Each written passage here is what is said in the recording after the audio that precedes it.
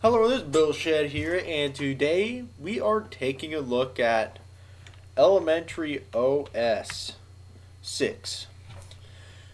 Basically, we're looking at beta 2 here. Apparently, they changed things from what I've seen. They've apparently also changed the installation thing a little bit, so this is the first that we're going to start off with. So, first of all, obviously, I speak English. Starting to learn your baby Deutsch down here, but don't know enough to, like, read an entire computer's settings menu or something. I think it's trying to do a freeze ray on me or something. I don't know.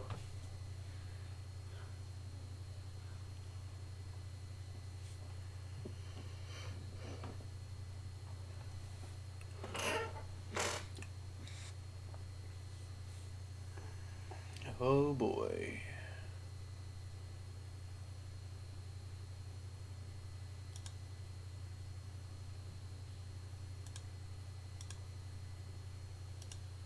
I'll be back when this is done taking in 10 hours to load.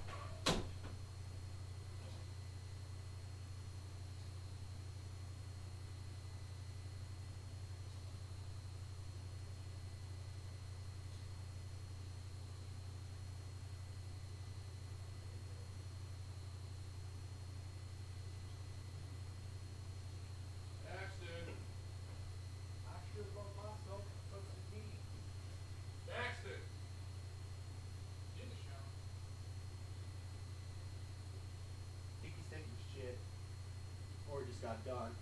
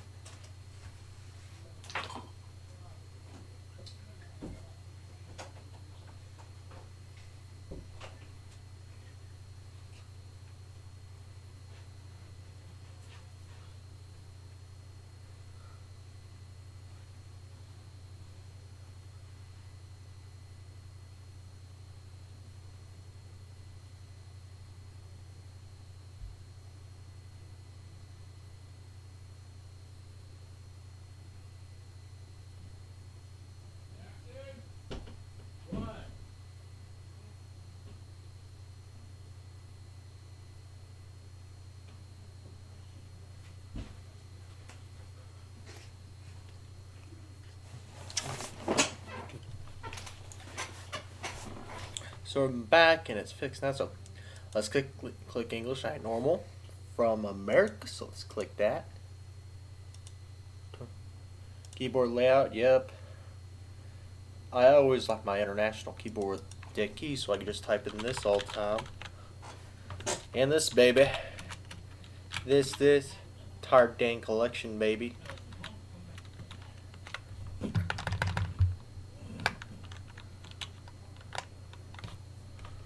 So, yep. Go past that.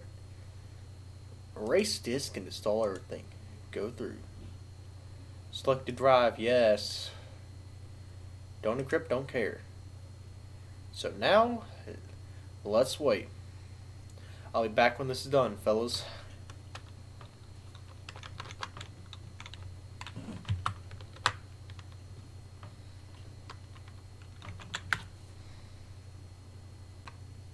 Okay, we're back.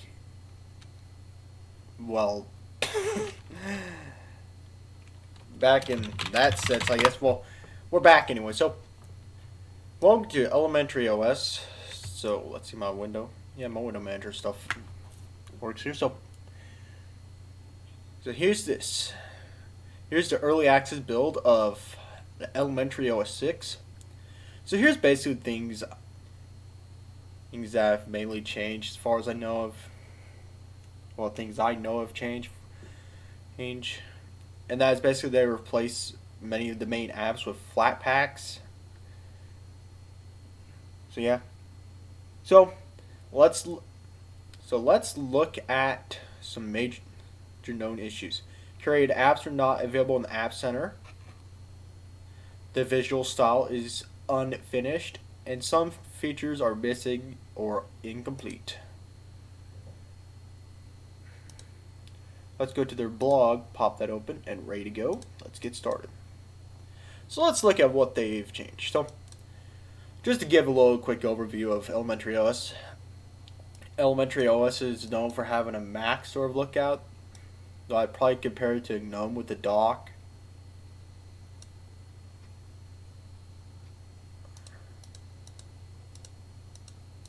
Because on Mac, this is all the way over here. The thing is with GNOME, the clock's in the middle, the stuff's over here. And I believe there's an extension that allows you to do that, but over here is activities, which will pull up like a dock over here. And you can just browse to that. So yeah, so now let's expand this downwards.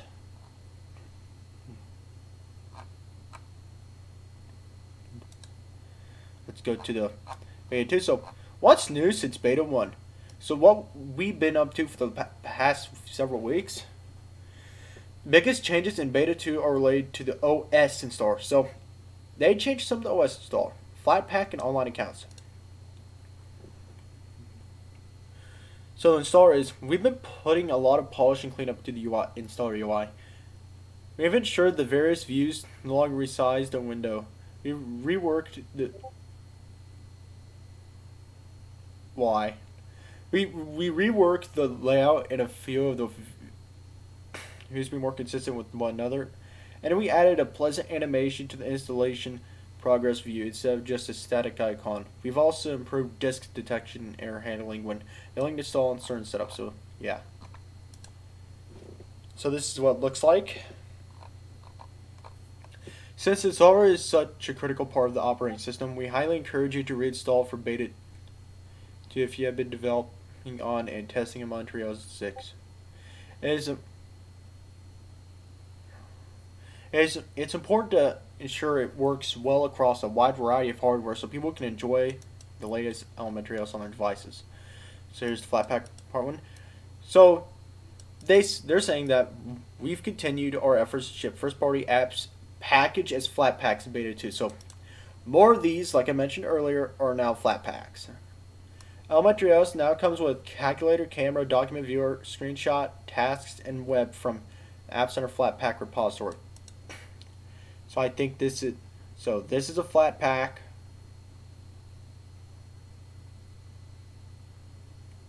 And let's see where it goes. This is a Flatpak. Not sure about. And yeah, a few more of these are Flatpaks too. Cameras, a Flatpak. Calculators, Flatpak. So many of these are not Flatpaks. Flatpaks are more of a controversial thing among more the Linux elitist group. I don't mind Flatpaks. Like, I consider them, if a pack is not in your distro's repositories, I'd say if you've already checked for .db files or overlays for Gen 2 or AOR and stuff. Like, if it's not there neither, then your second best choice would be Flatpak. If not, then you go to GitHub. That's why I mentioned in my last video. So, yeah. So, continue on. As a user, it's entirely transparent. Apps launch and behave just as before. They just happen to be packaged a different way under the hood. So, of course, you would not notice that any differences. Though, if there's anything to be mentioned here, you won't be able to just simply launch something with. You won't be able to launch some of these simply with just typing in calculator and. Oh, maybe. Oh, that's calendar.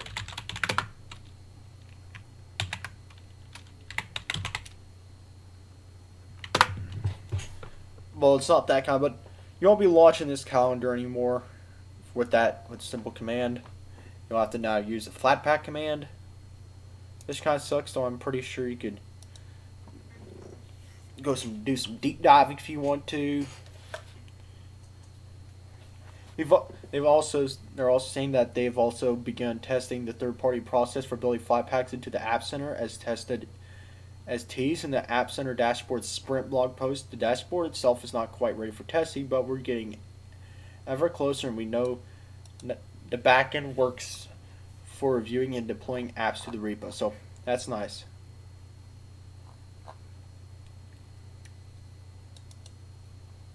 Also, they've now added support for adding online accounts from the system settings. So you can now add your mail and calendar accounts. I'll support those. So now I think you could probably hook up a Google account. I think maybe I'm not sure about Google accounts. Yup, this feature is still undergoing rapid development, but it is working, and we highly encourage you to give it a try. Keep in mind, some account providers require you to explicitly enable IMAP and CalDAV support in your account. So, yeah. Notifications have also been improved. So, they've expanded their capabilities.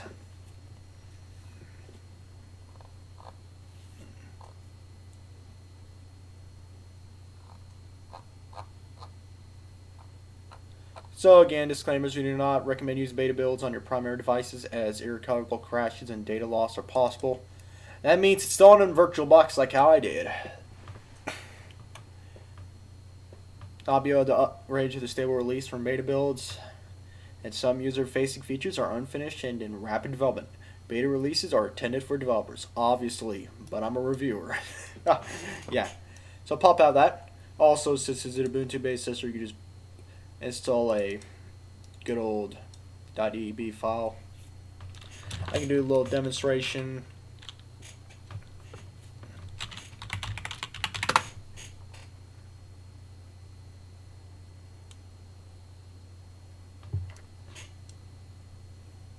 Just so I can get bombarded with notifications at the VM too. Yeah.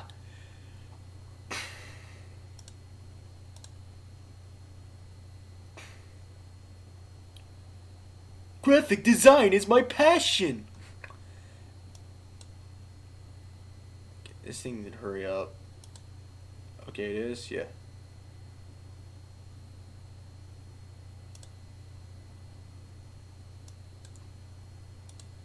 Also, my question is, how would I minimalize this?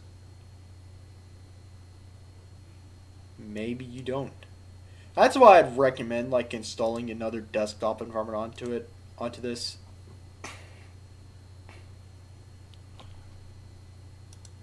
There's not much customization stuff like, but anyways, they're probably changing that. So also now this.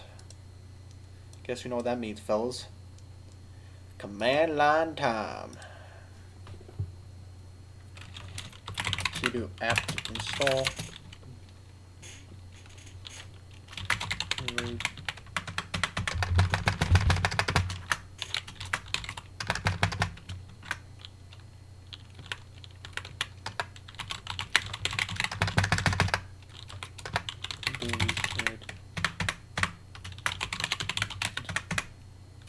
Yep.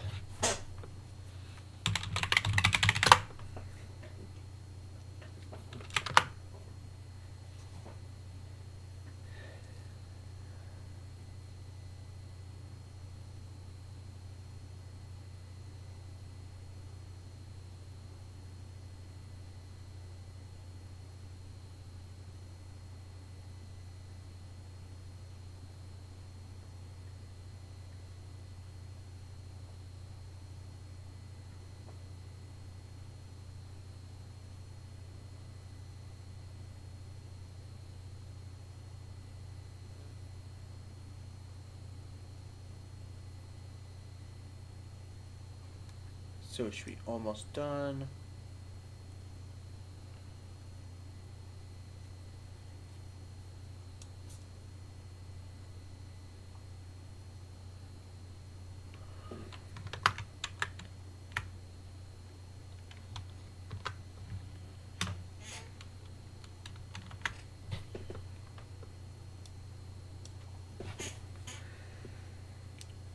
Yup.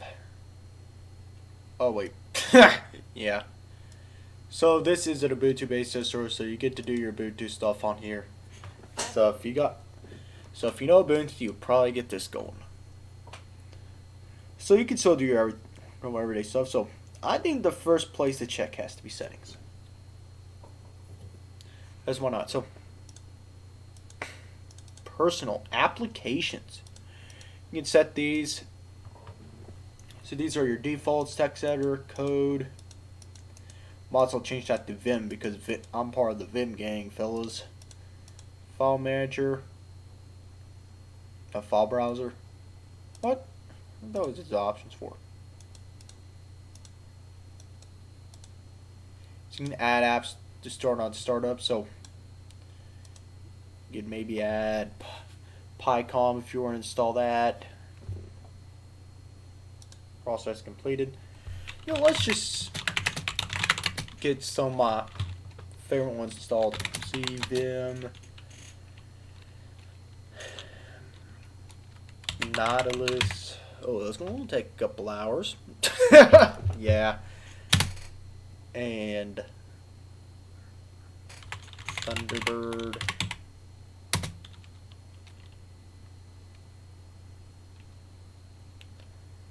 As well as Firefox.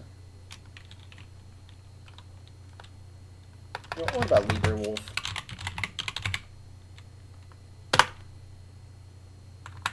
Down there. What about Compton? Let's just get Compton in here. Why not? Yes.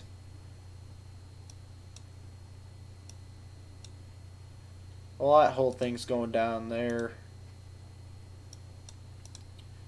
So you can add your stuff to that. I'll get back to that later. Permissions, yeah. You can screw permissions in here. Let me go back.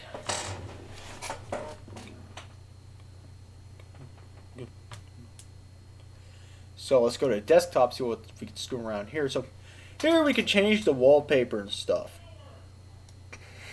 I kind of like that wallpaper, but if I could find an alternative for myself, I could always go with the dark mode.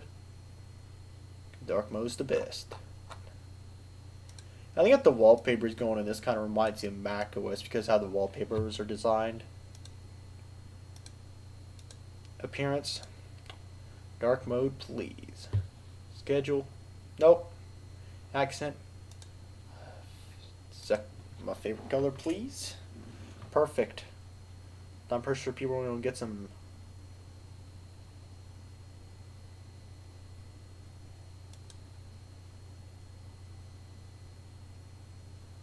No. I don't have dyslexia. I just want to see what that looked like. So you get giant icons, tiny Windows 10 icons or whatever, or you can just go default. No, don't hide it. Panel translucency. That did nothing.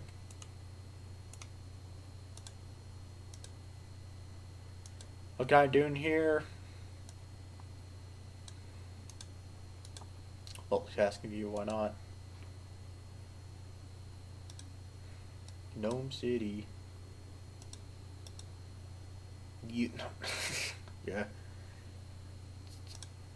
Also, kind of looks like they got like you know, I think they probably designed this to get Mac OS people to come over. Kind of like how Mint's designed to look more like Windows. This is designed to be more similar to Mac OS. I think like even the settings menu kind of screams a little Mac OS. Also, language and region. Want this to not look normal. Temperature Fahrenheit. Yep. So if you want your system to be on Ruski. No, that's Belaruski. No. That's Belarusian. Gook.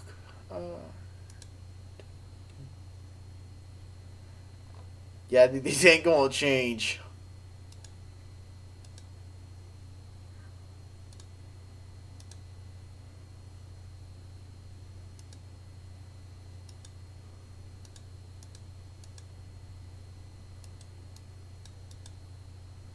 Yeah.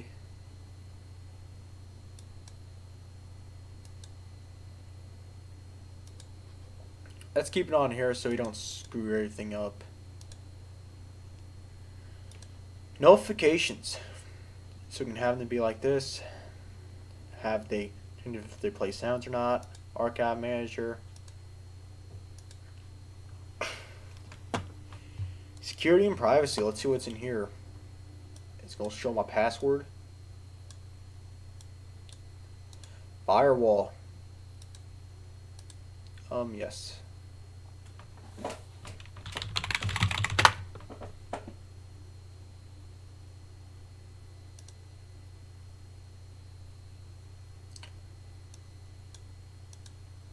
Get firewall enabled. Like, we can screw our firewall if we want. Locking, lock on, suspend. Ah, yeah, these are kind of some normal stuff. No. I ain't gonna get doxxed today, fellas. So let's go back to all settings. Okay, yeah. Who cares about that one? It's already just screwing around through display and crap. Night light.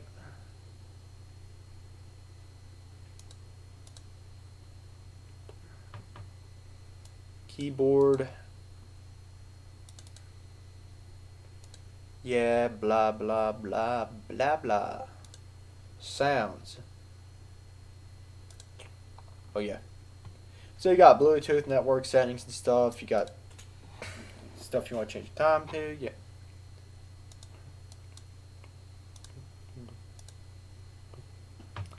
Let's see what else there is. So let's just nuke our little taskbar for a second. Just check out all these at once.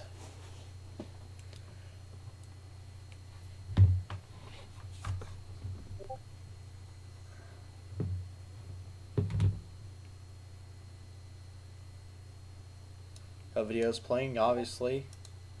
Oh my! Y'all ain't seen this, but there was a dang Discord notification popping up giant for some reason. Jeez.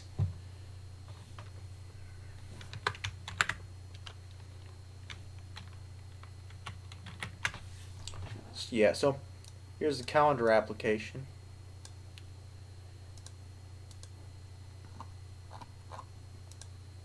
Just add something stupid right here.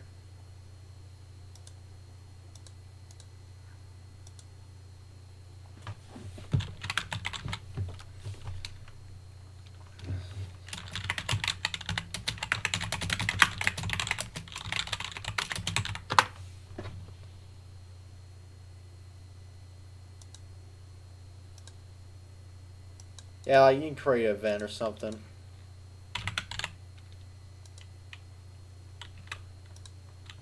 So yeah, if you want to set some crap, why not? Let's exit out for no reason. Tasks. Oh yeah, that was this menu. So you can set some tasks right there. Mail. Let's see what's in here.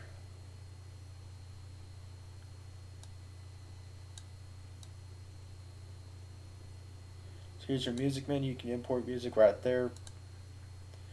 So mail, you need an online account to do. Let's see what. I think this is something we could try out. So, look at. So, here's this. So connect your online accounts IMAP. So yeah, you can fill all these out, but I'm not going to show y'all my real email, y'all. I ain't that stupid. So, but this is an email client.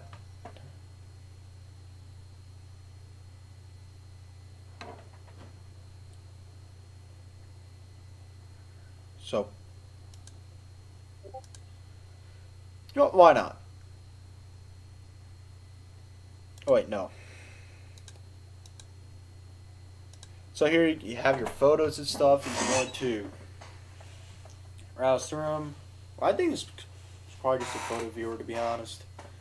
It's probably what it is. No photos are found in your library. Oh yeah, it grabs photos out. It's practically a gallery application. So now you have your app center. Oh boy, yes, the app center. Well, this is where you install your crap. Pretty sure this is the GNOME App Center, just forked a little.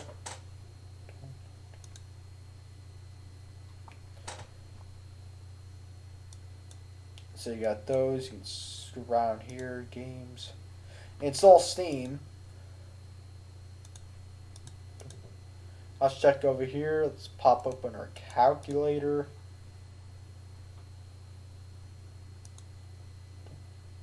Okay.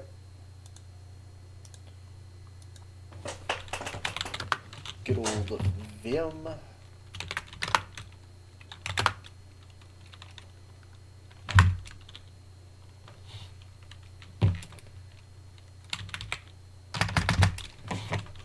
So yeah. Pop that to a close. We have calculator.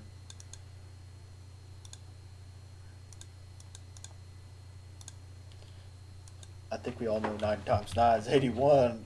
Surely something's wrong with you, I think, if you don't know that by now. Let's check out what the file manager looks like by default. It's probably Nautilus or Thunar, maybe. I don't know.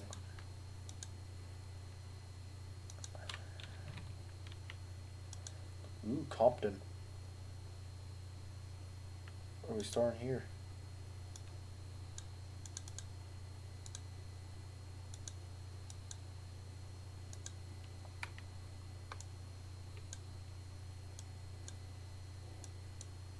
There you have Discord right there. Thunderbird Mail. Let's pop this open.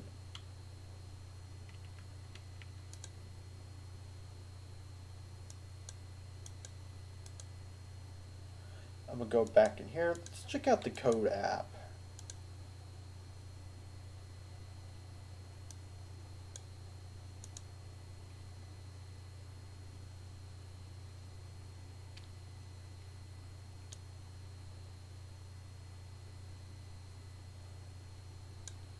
So here's this. Oh wait, this is Thunderbird right there.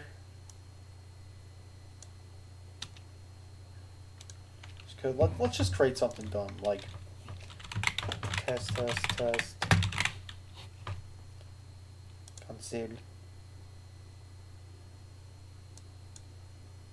So here's Thunderbird. It looks like it's quite similar to Thunderbird. Looks quite similar to Firefox, but it's not Firefox. Like it could be based off the same thing. So yep. So here's this. So save this file with a different name. Let's just save it as something.py.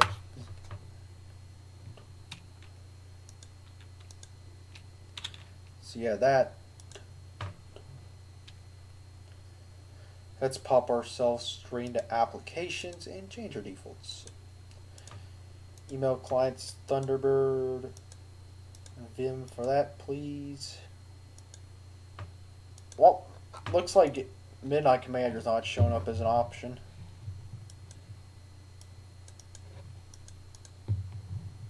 So yeah, so let's pop that out. So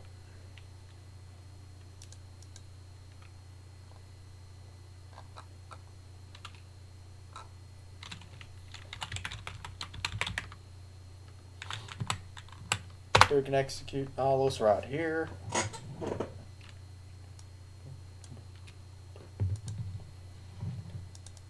So just pop yourself into downloads and pop over my boy Vim with this.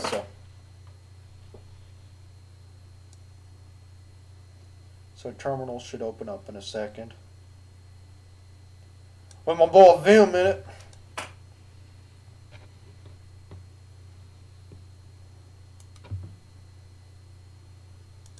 On what?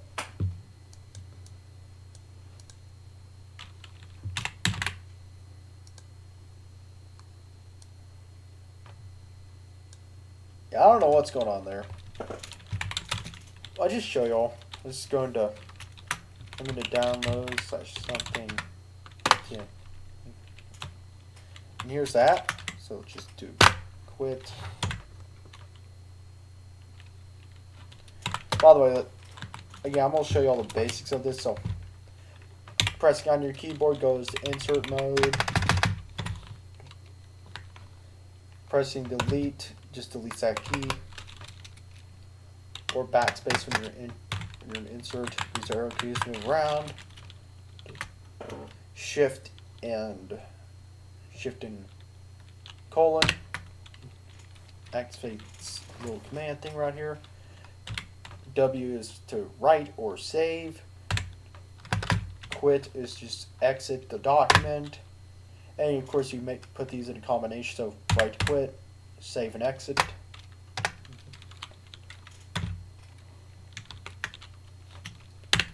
And if you need to override something, do this. So let's just do this. Pop out of that. So I think I'm probably going to end this off here. So what do I think overall about? What do I overall think about good old elementaryOS? I've never been that much of a fan of elementaryOS, if I'd be honest. Like, I've always preferred something else. I always like a good customizable desktop environment, to be honest, because I like screwing around with things. And Pantheon is just not customizable. Like, barely that customizable, to be honest. Though I can see the appeal here. It looks a little like a Mac and looks like a really good distro for Mac users to like switch over to. So that's that. So yeah, I think what they're going so far with elementaryOS looks cool. From what I've seen, didn't look like much has changed, but I'm hoping they're going to add more stuff. So there's Buildershed here. Hope to see y'all next time. See ya.